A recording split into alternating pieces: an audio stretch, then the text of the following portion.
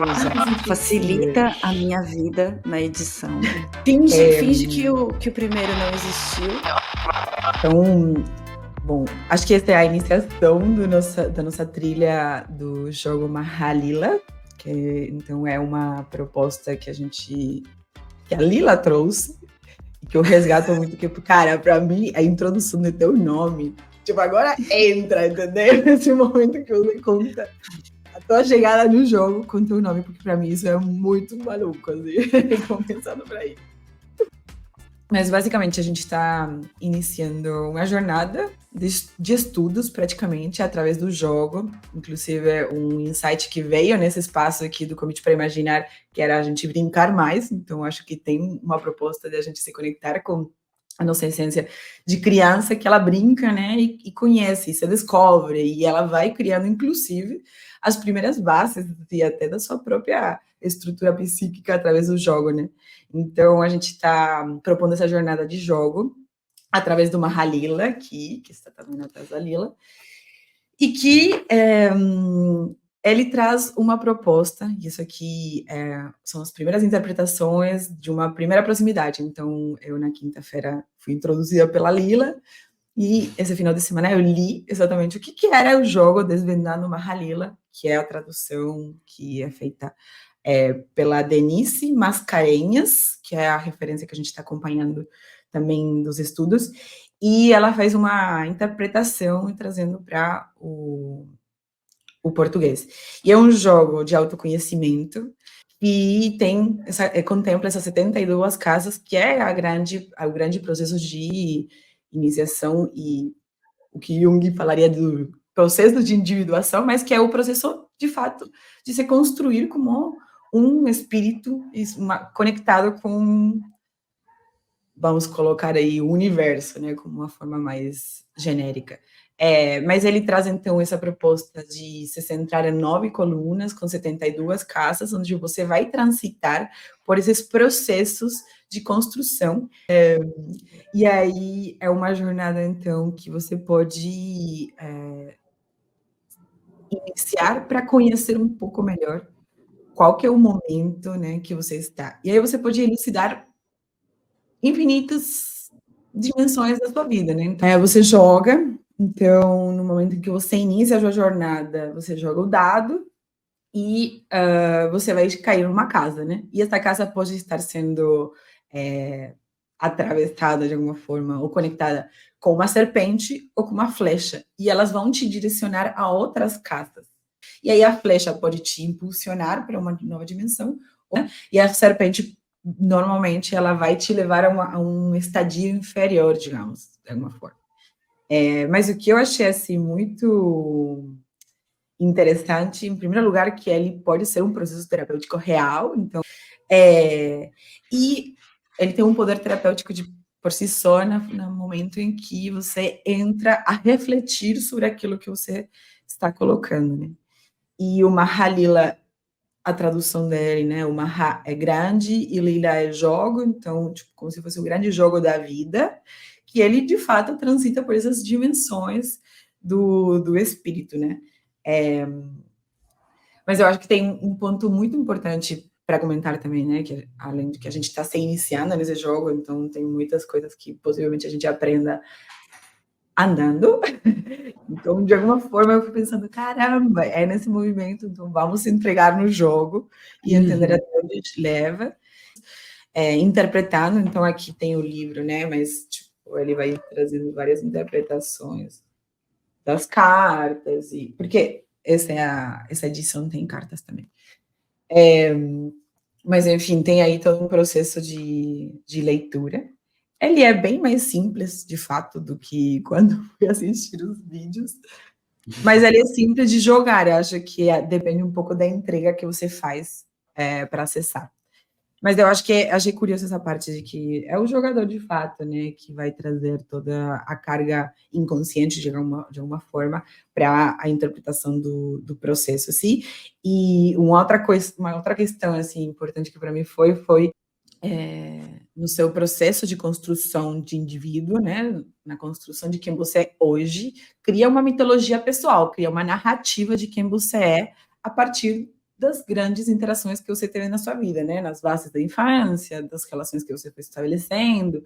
Ela traz muito de o processo de individuação, de alcançar essa verdade cósmica, o self e tudo mais, é uma jornada que tem a ver com se desapegar ou se distanciar, deixar de ser a encarnação do seu ego, tipo, se identificar com o seu ego, com isso que foi construído de alguma forma por todo o exterior, e se conectar com o seu self. E esse se conectar com o seu self é, tipo, sair dessa identificação do ego, de quem você acredita que é a partir do outro, né, da sociedade, e virar observador de si mesmo, de alguma forma, né, Exato. Passei tantos meses construindo esse meu eu, né? E agora vem essa porra e fala que você não faz? Investi tanto nesse papel. Muito. Então é muito legal porque esse processo de conseguir se desprender para se observar, né? Se identificar para poder se observar, o jogo parece que facilita, porque ele então traz provocações de cada estadio. Cada espaço, cada casa conversa com uma dimensão da evolução do self, assim. Mas um ponto só que eu queria pegar, que você falou, que eu acho legal, que é esse processo que acabou dando vontade de conversar, que é quando você começa a jogar, você não quer necessariamente terminar. Tem algumas coisas que eu parei depois. A primeira vez eu terminei, foi rápido. A segunda vez eu nem terminei, porque ela fala muito disso, tipo, você não precisa terminar. Você Eu pode achei se muito propor bom um isso. tempo.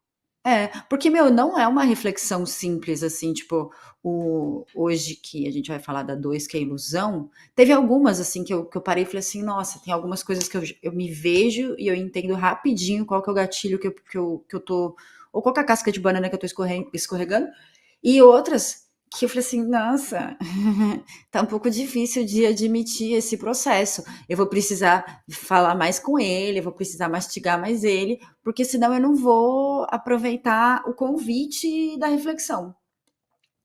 Então, acho que hoje tem a proposta de ir para casa 2 e discutir a ilusão. Eu até peguei alguns insights, porque tem uma serpente lá em cima que traz para ilusão, mas eu acho legal trazer um pouco dos insights que eles trazem do que é uma armadilha que te volta para a ilusão de novo. Muito engraçado, quando eu fui lendo, eu falei, será que a Antonella se identificou com a Casa da Ilusão? Porque, tipo, eu me identifiquei em vários momentos da minha vida. Só que para mim você é uma pessoa muito solar. Eu não te vejo no contexto da ilusão, sacou? E aí eu fiquei, nossa, como é que bateu para ela, né?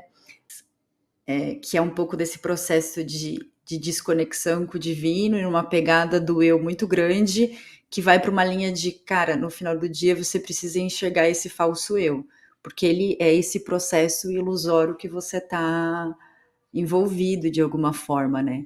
E aí isso vai te conectando com várias coisas ou com essa realidade construída que você fez de você, de quem você tem que ser,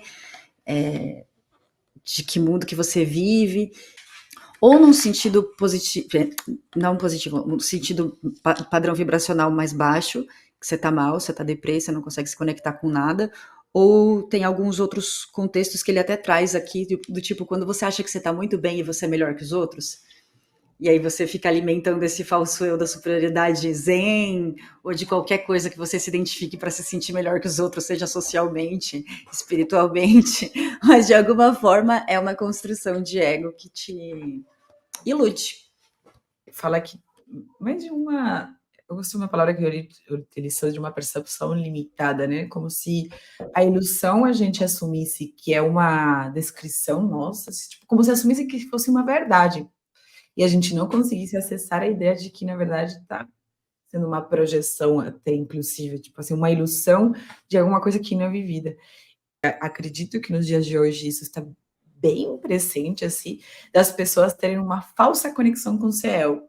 Mas quando eu vi um imprevisto acontecer, né, que é você não conseguir se mexer fisicamente, como que isso, de fato, me apresentou a oportunidade de, será mesmo que você alcançou algum tipo de evolução? Porque Eu caí em várias armadilhas, tipo, de bad mesmo, assim, tipo, chorando, tipo, caraca, nunca mais eu vou conseguir surfar. Uma coisa que me edifica, uma coisa que me traz identidade. Então, a ilusão, eu transitei, acho que por essas duas dimensões da ilusão, assim, da ilusão de você achar que chegou em algum lugar, mas ainda mesmo estando conectada com seu ego, com sua versão mais material da coisa. E depois com a ilusão também mais, talvez, infra aí da nossa personalidade, da nossa alma, que é também do medo, do desespero, da desconfiança, tipo, do sem sentido. Então, tem sentido, né? Tipo assim, eu me cuido de diversas formas e mesmo assim pode acontecer um imprevisto, né? E uma questão não esperada. É, mas foi meio difícil, assim, porque o que me prende exatamente do jogo, talvez, seja não é que existe uma evolução linear, onde você atinge o seu potencial máximo, nananana, e logo você não volta mais atrás. Na verdade, o jogo traz também um pouco dessa proposta do tipo, cara, você pode ir lá no nível, no plano quase assim, do último chakra, né? Tipo, mental. E você pode ser convidado na casa exatamente onde você tinha que atingir, perde de novo completamente. E você fala, porra, mas então todo o processo que eu fiz que me levou lá em cima, tipo, será mesmo? Fala muito quando depois eu fui ler de novo, e tem uma conexão muito grande quando a gente conversou sobre o Pele de Foca. Porque o Pele de Foca fala muito sobre isso, essa conexão do self, de quem é você, das suas raízes, de você conseguir se sentir bem na sua pele, tá muito conectado, mas ao mesmo tempo ela fala muito desse ciclo. Você vai se perder várias vezes, você vai perder sua pele várias vezes, e o caminho de perder é diferente, o caminho de volta é diferente, e a questão maior é o quanto a gente está consciente disso, a gente está presente, percebendo que a gente se perdeu por algum motivo. E tem a ver também com o que a gente falou sobre os esportes da última vez com a Fê Cancian, né? Que a gente ficou obcecado por essa performance do espírito, ou é a performance física, ou é a performance do espírito, mas não é linear, tipo, você não vai chegar num ponto e falar, nossa, transcendi, sou muito foda. Vai naturalmente acontecer alguma reviravolta no jogo que vai fazer você se conectar com alguma parada, que é o que você falou, poxa, minha casca de banana foi num contexto super positivo, eu tava super bem, né? As minhas cascas de banana que eu lembrei quando eu li foram de todas as tragédias e as histórias tristes que eu me apeguei, entendeu? Para construir a minha ilusão de desconexão com o mundo e com as pessoas. Então tem vários caminhos. E é muito louco isso, porque é um pouco do que você falou, dessas grandes formas de se associar, né, nesse material entre o que seria mais de expansão, talvez, pensando nessa ideia de você não estar conectado com você, também é uma ilusão, né, de você pensar que o trabalho define quem você é, a relação, o tipo de relação que você estabelece define quem você o que acontece quando todas essas definições, que são ilusões, então, tipo, eu falar, eu sou, sei lá, tipo, especialista. O que lugar me coloca isso, assim, tipo, ele cria de alguma forma uma identidade própria, mas ele é uma ilusão. Alguém falou que é especialista dentro de uma estrutura organizacional, sabe mais, entre várias aspas, mas sabe mais que um júnior, sei lá, e ele tem direito a ganhar mais que um júnior. Aí vem, tipo, qual que é a carga que representa esse lugar que você tem, que talvez é mais simples e fácil de descrever na dimensão aí do que seria a vida organizacional, mas que representa um pouco isso, né? Tipo assim, essas formas que você se descreve que você são uma ilusão do Uhum. mundo capital, inclusive. É muito estranho, porque quando você perde ou ganha consciência, de alguma forma, dessa noite, tipo assim, você se desconhece, começa a se desconhecer, fala, caraca, mas eu sou. Aí que vem uma crise da ilusão Mas, É que é um bom, gatilho tão automático, né? É mais fácil falar, eu sou isso, eu tô nesse lugar e tal. Eu não lembro que processo terapêutico que eu fiz, que eles faziam você, acho que já faz bastante tempo, mas eu voltei para esse processo de diversas formas, mas é assim, que histórias você conta sobre você mesmo, né? E que história que você conta para justificar quem você é e o que você faz?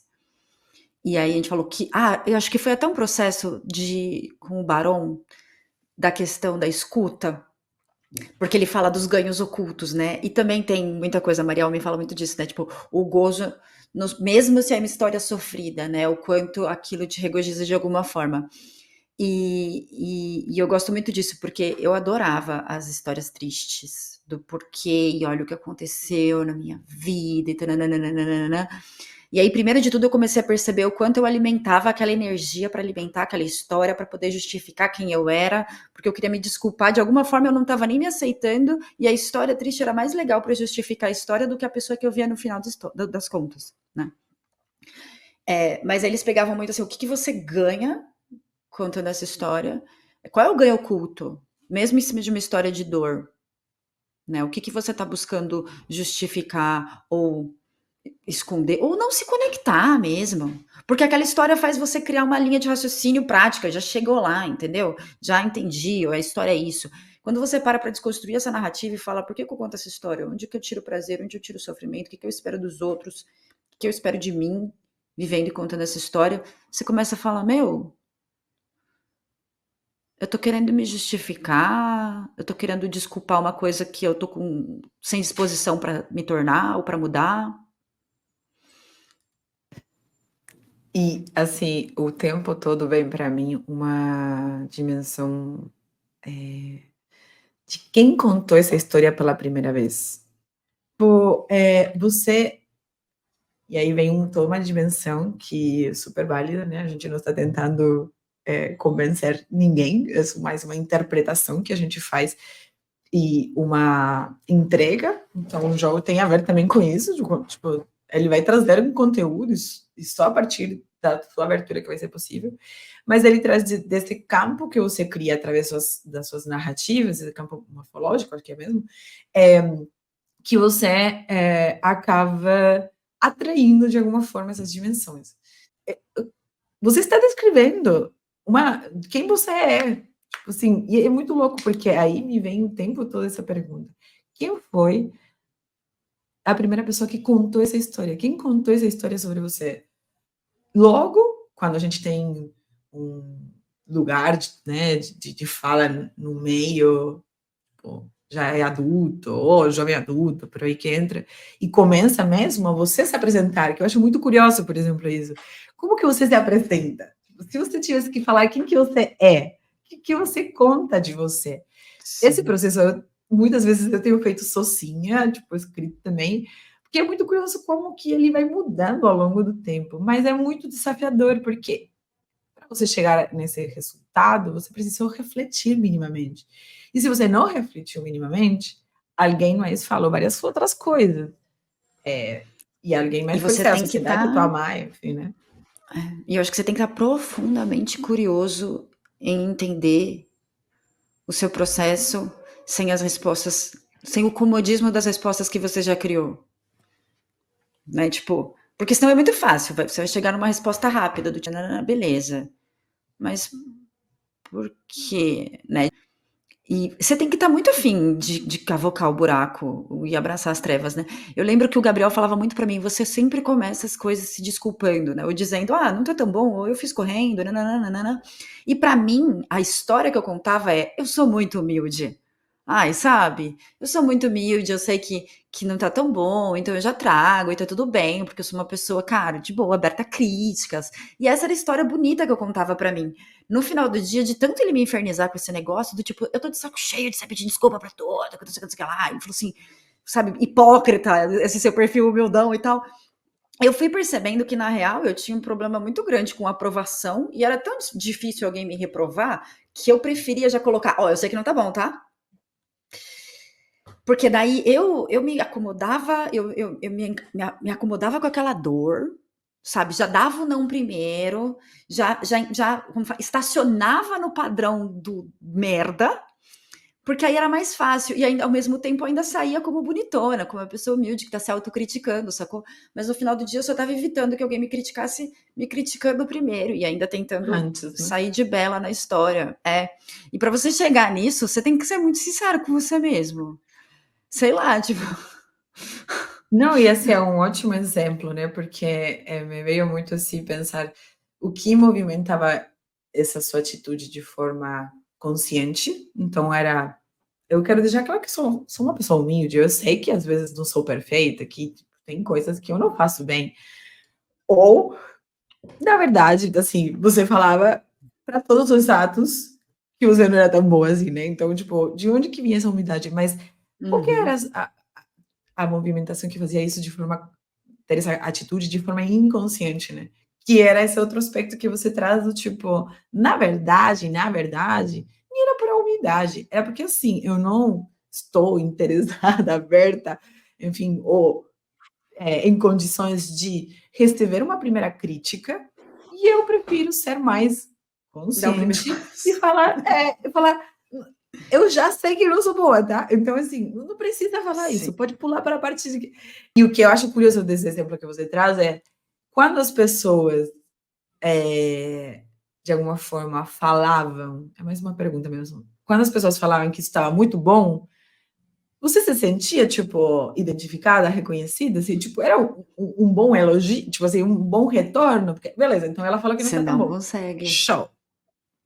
Você não conseguia, tipo, porque, né, é uma outra camada Porque que está eu por mesma trás. já aceitei, eu mesma já estacionei no não tá bom, para conseguir aceitar que alguém vai falar que não tá bom. Aí a pessoa fala que tá bom, você não consegue se conectar com aquilo, porque você já se preparou, assim, já enfiou toda uma carcaça.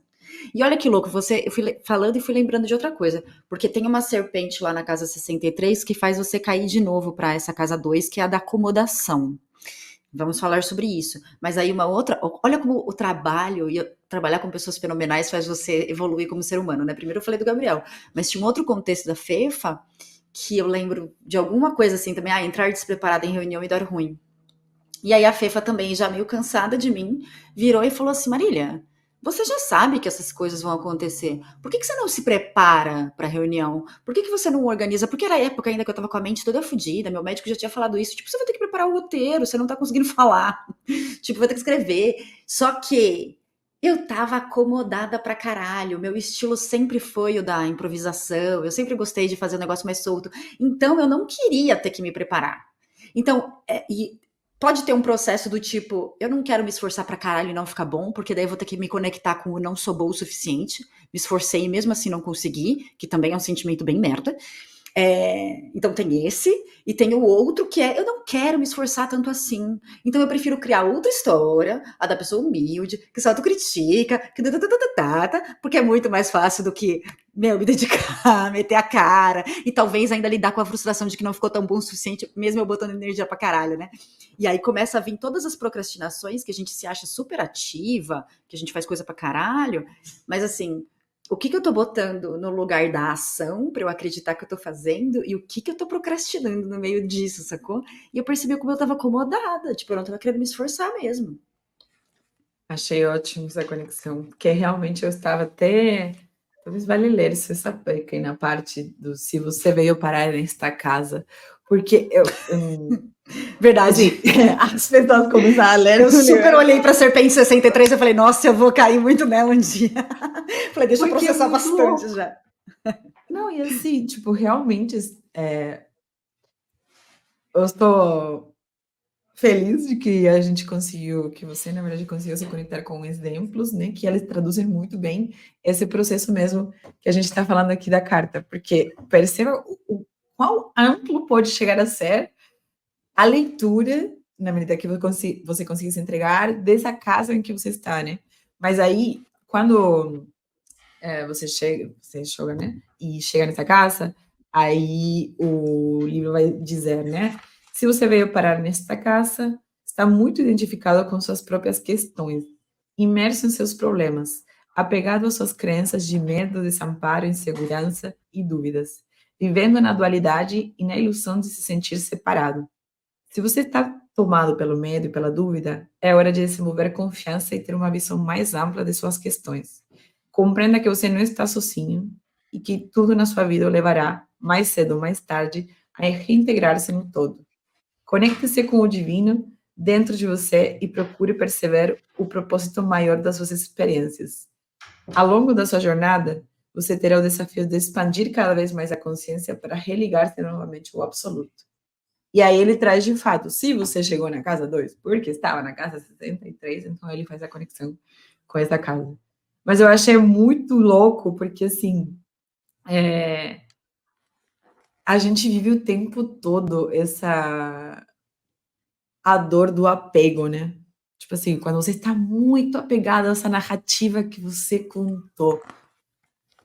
E, cara, e tá um apegado que se alguém fala, porque você bem poderia ter falado para o Gabriel, para a Fefa, tipo, de uma forma mais reativa, né?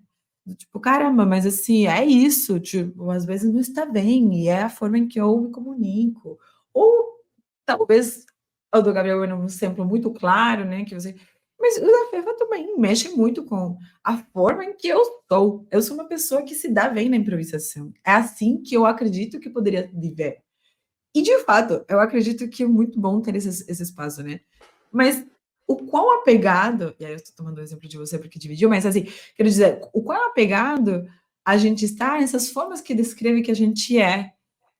É porque às vezes ela não está funcionando mais. Sim. E era Não, e era isso. uma época que eu tinha aquela história triste, né? Então eu poderia falar: nossa, minha questão cognitiva tá super impactada, meu cérebro não tá funcionando tão bem, eu tô me tratando. Então eu tinha toda uma história triste para justificar o meu processo. E Tinha. que. E que era genuína num ponto.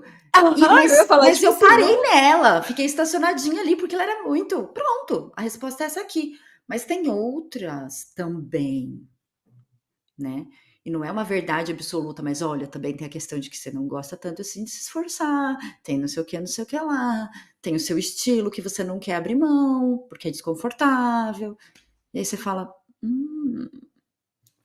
É, e eu acho muito bom essa conexão com o se acomodar, né? Porque então tem essa proposta, né? Se você chega na casa 63, você acaba vindo, né? Com a acomodação que nasce do medo, de fato, né? Tipo, você fica lá porque você consegue controlar. Tipo, você está acomodado porque você consegue contar a história completa do que aconteceu, do impacto cognitivo, emocional, familiar, que tudo isso trouxe. De alguma forma, tipo, pô, a história fecha certinho. Óbvio que eu vou falar, nossa, eu te entendo. Não, com certeza. Só que, se a gente conecta com a ideia de que tipo, a vida se ajeita em movimento, cara, você vai ficar nesse lugar que, de alguma forma, ele também está trazendo várias outras mensagens, porque nessas interações, a reunião não se dava bem. Nessas interações onde você apresentava e falava que não estava tão bom e alguém falava que estava bom, você também não se sentia reconhecida, não se sentia orgulhosa de você mesma, né? Então, tem todo um lado, assim, de você se convidar a que, de fato, a vida, ela acontece em movimento mesmo, ela se ajeita em movimento e você se conhece em movimento. Então, se você ficar no 63, vai aí na acomodação, nessa caça que fala de você estar apegada àquela história que você conta e não querer mexer absolutamente nada, por medo, enfim. Então, aos poucos, a morte do self, talvez, porque a gente pensa nas 72 casas, né? 73, porra, é longe pra caramba. Você, tipo, transita uma vida subiu pra caramba. sensacional. Super, tá 5 casas da Subiu na 72, vida, que é a cara. grande meta. Triunfou. E, Uhum. de repente, você é levado 2 e fala, porra, mas você ficou aqui? Tá perto daquilo, mas você ficou aqui. Então, é um desafio muito grande, assim, de fato, perceber esses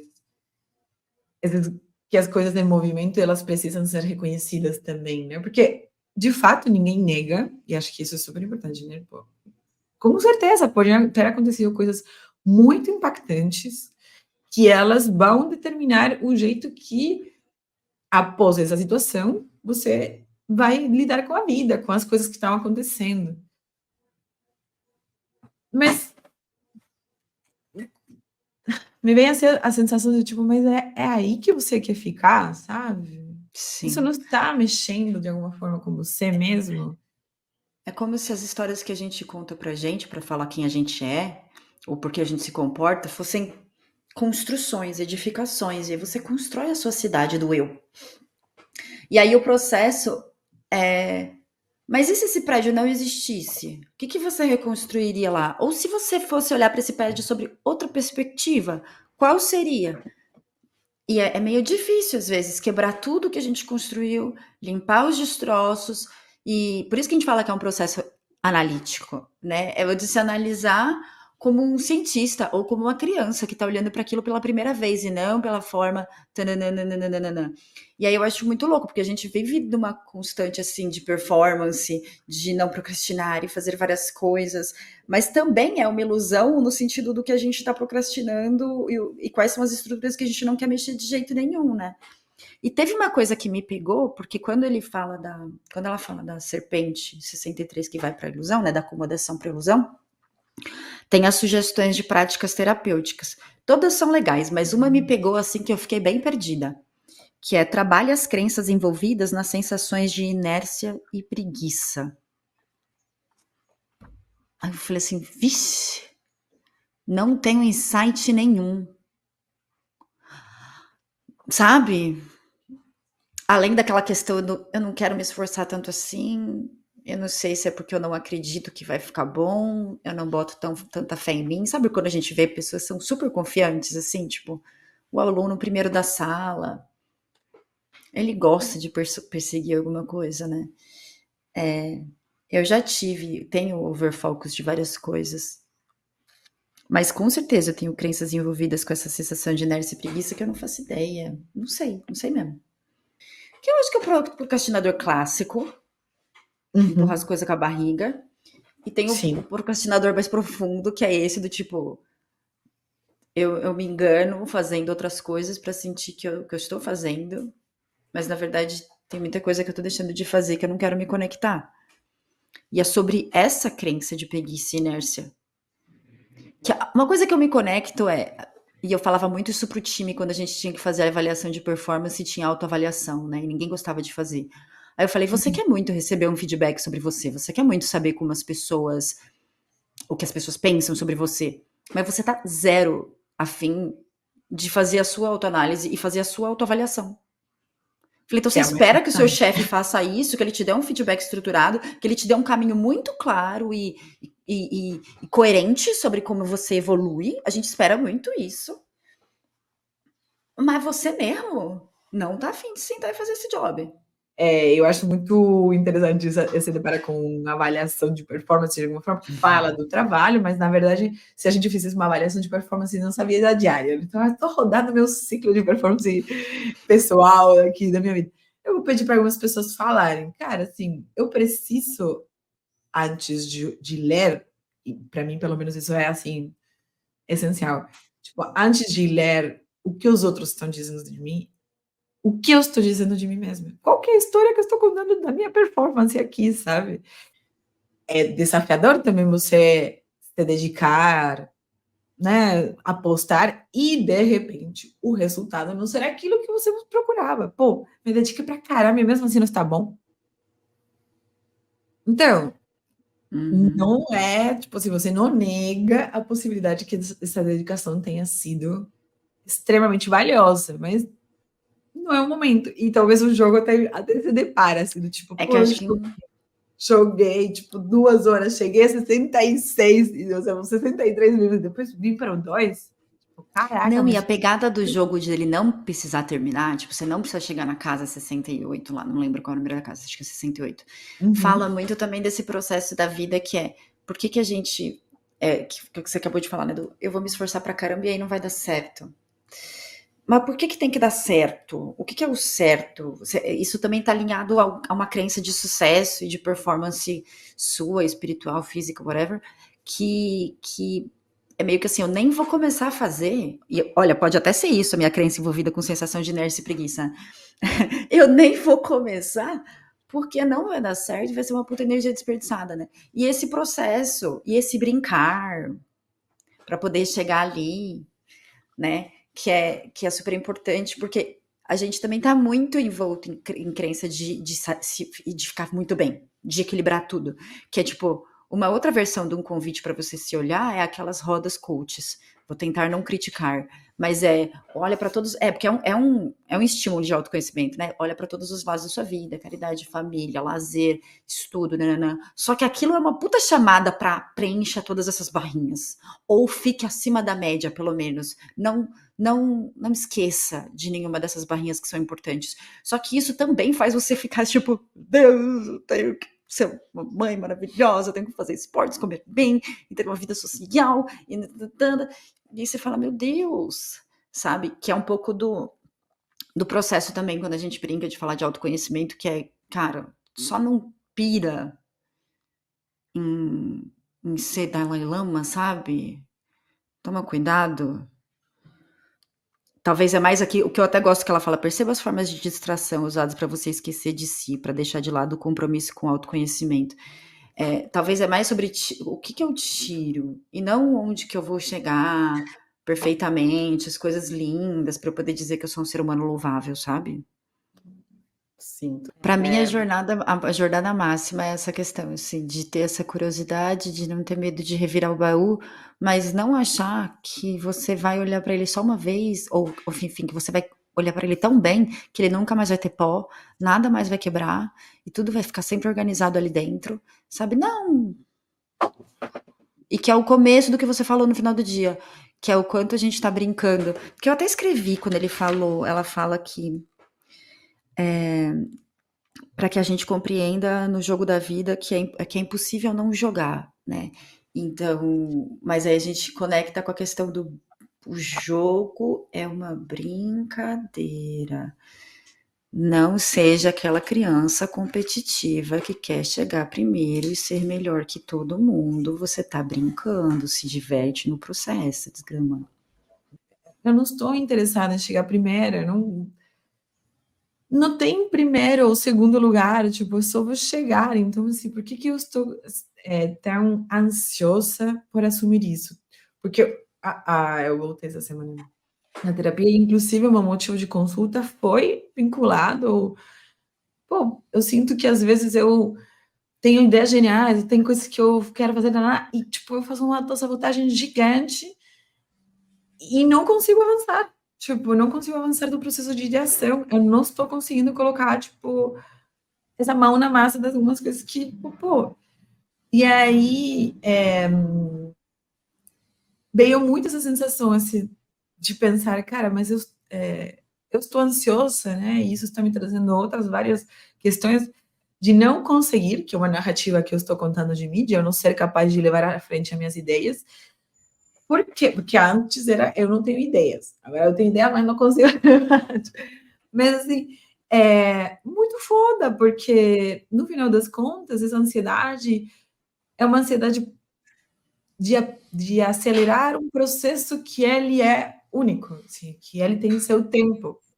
A acomodação está no ciclo da vida. Tipo, a inércia, ela faz parte do ser humano, da como a gente constrói nosso self. E vai fazer o que com isso, entendeu? Tipo assim. E a acomodação tá longe de ser um lugar cômodo. Que é isso, assim, do tipo, cara, eu não tô conseguindo fazer as coisas, muita iniciativa, pouca acabativa, e eu tô ansiosa, tô frustrada com isso. Não é legal. Então, mesmo o contexto de preguiça, do não fazer, do procrastinar, ele também é agitado. Não é que a pessoa tá de boaça, a procrastinadora tá felizona, vendo TV sem culpa. Raros Curtindo momentos. a vida. Porra, você Esse tá deve ser o atrasado melhor para entregar o momento. projeto, você não tá Quando indo você tá trabalhar na academia sem curtindo a ir. acomodação, né? Aí tá tudo bem. Provavelmente. O problema é que você Às nem vezes tá tão está feliz numa assim. piscina e tal, mas não é essa a imagem da Você tá acomodação. evitando o desconforto e encarando o outro. Que é um processo Exatamente. de culpa paralisador. Merda, né? É, Mas e ela aham. fala da perseverança, que é uma palavrinha muito bonita, né? De enfrentar a preguiça, a tendência a não agir, mas é um perseverar, né? Não é um performar. É Sim. diferente. Eu queria trazer como referência é que a carta 2 está no nível 1. Então, existem Chakra 8 base. níveis no chakra base, e isso talvez ele, a linha 1, né, do tabuleiro, ele fala sobre o plano da sobrevivência. E aí tem o chakra representante, que é o chakra base, mas esse plano da sobrevivência, eu acho que é interessante trazer porque ele é tipo a base pelo qual você não tem nenhuma necessariamente flecha ou serpente que baixe mais você, porque você do nascimento. Você pode estar lá em cima e voltar para esse plano da sobrevivência, mas é um plano que fala, em poucas palavras aqui, diz de alguma forma de uma realidade, né, que se relaciona com nossas necessidades materiais, fisiológicas, psicológicas, sociais. Então, acho que essa carta da ilusão, que aparece no nível da sobrevivência, que é o primeiro nível que você vai começar a jogar. Ok, mas essa casa 2, ela é estruturante por si só, tipo assim, ela precisa também existir, né? Tipo, a ilusão é uma forma da gente conseguir também Desejar coisas, né. Construir projetar, um né? Tipo assim, cenário, projetar, construir, imaginar. imaginar. Então, de fato, só que ela pode ter essa luz e sombra, ela pode, às vezes, virar uma verdade absoluta, onde não existe nas verdades absolutas, mas que você assume ela como absoluta. É, e é isso, né? Esse plano da sobrevivência é o plano terrenal mesmo. Então, as casas que estão atreladas a esse plano, a esse primeiro plano, esse primeiro nível vinculado ao chakra base, vão estar muito influenciadas pela criança que você já foi, né? Pelas pessoas que você está, porque você está se construindo de alguma forma.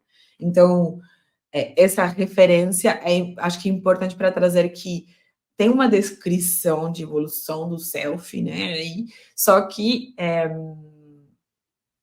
de alguma forma, elas vão ter uma função na história, né? Então, Mas acho que o muito. ponto mais importante é, tipo, principalmente as discussões do chakra da sobrevivência, é que, assim, todo mundo vai passar por ele.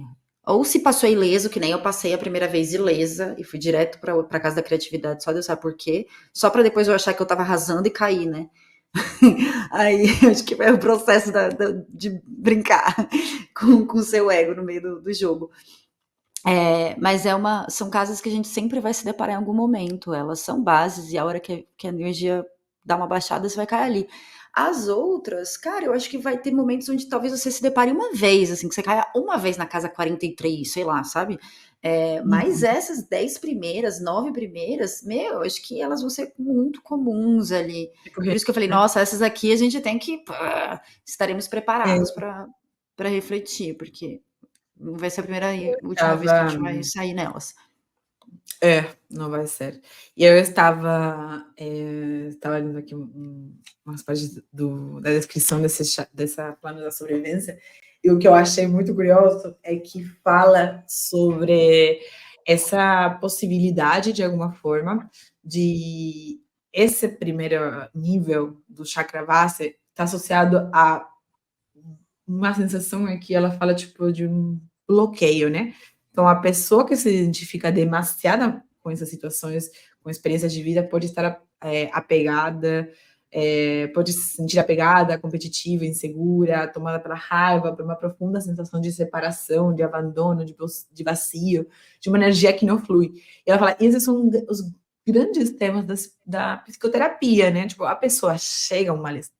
Quando a gente identifica um malestar, esses malestares possivelmente estejam nesse plano da sobrevivência, né? Onde realmente até uma busca pelo sentido começa nesse plano, né, da sobrevivência. Tipo, eu não consigo viver mais com essa angústia, né? E que de alguma forma aqui ela transita, né? Tipo, é muito importante conseguir realmente transcender esse chakra vasta, tipo, esse nível, esse plano da sobrevivência. Mas para isso, você de alguma forma precisa mergulhar e entender essas dimensões que constituem você. Mas que é interessante, porque não é só uma mergulho e entendo e só fico no hiperanálise do que está acontecendo. Também traz um convite que eu tenho muito esse apego sobre as coisas sempre, de bacana, mergulhou, entrou, conseguiu acessar, entender, mas o que você vai fazer com essa informação? Senão ela, né, tipo assim, vai passar, você vai esquecer. Ou Então você vai achei ficar lá para sempre, né, no fundo você do vai ficar assim, poço, tipo, obcecado por aquelas histórias, e você tem que voltar para a superfície. da queixa, É, sabe, do porque sofrimento. tem o escapismo do tipo, não vou olhar para isso, vou vibrar positivo, gratilux. E tem o que a punhetação do sofrimento, né? Que também gosta de ficar lá mastigando o troço. Ou tem aquele que gosta de ficar na superfície mesmo e dá aquela passadinha, toma o seu bagulhinho e se anestesia e segue, né? E precisamos encontrar um caminho do meio. Tudo. Cara, eu Mas quero é colocar isso, ela né? aqui. Coloca, faz um quadritos. Eu achei ótimo que eu consegui mexer, lembrar das paradas que eu tava na cabeça. Falei, eu sei que tem tudo a ver comigo essa casa, mas eu desconectei e esqueci. Principalmente dessa inação pela aprovação, entendeu? Né? Tipo, eu não vou nem fazer porque não acredito que vai ficar bom e eu tenho altas expectativas com relação ao bom. Aí você fala, nossa, que preguiça só de olhar pra você. É uma palhaçada, né? Tipo, porra, como assim? Tipo, que isso, mano? E aí a gente olha e fala, meu, quem que você pensa que você é? Tipo, a Capitã Marvel, velho? Sabe? Tipo, menos. Não tô simulando e analisando a casa fora. Eu tô nesse problema. Eu preciso superar ele pra passar de fase. Sim. Eu acho que uma coisa que, não sei se você que fala, mas eu achei legal, assim, de como a gente faz uso de todas essas ferramentas de autoconhecimento que hoje estão disponíveis, né? Primeiro que aquela que faz, ressoa mais com você, com seus princípios, valores, é o que, né, vai de fato fazer que tenha sentido, mas de trazer recursos para acelerar a compreensão daquilo que você está passando. Por isso que terapia é muito bom, porque você conversa e tem uma pessoa que facilita, né, o espiral, que é o conhecimento, mas os outros recursos também. Então, acho muito legal que o jogo acaba sendo esse convite, até para imaginar possíveis formas de transitar o processo de autoconhecimento e de evolução, né? Desconectar, você quer parar para pensar naquele ponto, falar, tem uma lição que eu quero pensar aqui, tem uma mensagem que eu não processei, quero conversar. E aí quando você vê esse retorno pro self, esse retorno de brincar, de desconstruir o que você idealizou, nananana, ele começa a virar um processo prazeroso, que era uma coisa que você postergava, que você não queria fazer, ou parecia chato, começa a ficar legal. É que existe esse caminho, né, que é qual que é o canal que faz mais sentido para mim, né, e se conectar com esse canal. Porque a gente é jovem mística. Não, e é muito bom, porque acho que aí traz esse grande convite de qual que é o recurso que você tem disponível para expandir? Porque não tem a ver necessariamente com você não se identifica como um jovem místico, como um adulto místico, o que fosse, de boas, né? Jovem. Tipo, eu sou jovem mística também.